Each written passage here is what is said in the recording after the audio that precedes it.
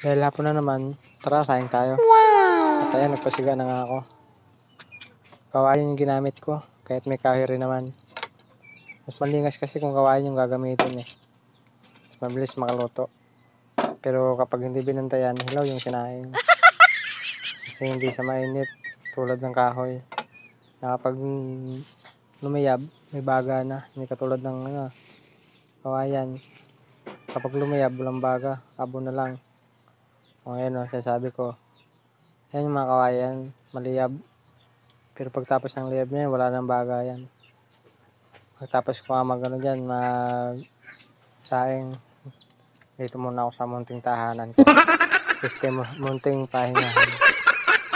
Kahit kasi hapon na, sobrang init pa rin. Ayan. Binigyan ko nga rin ng tubig yung manok. Yung sisi. Nainitan din siguro, sabi sa akin. Pahingi din ako ng tubig.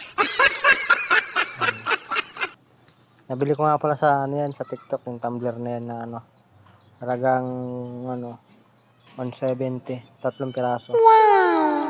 Ayan. Okay na siya, all good na siya para sa akin. Ayan mga idol malaki siya.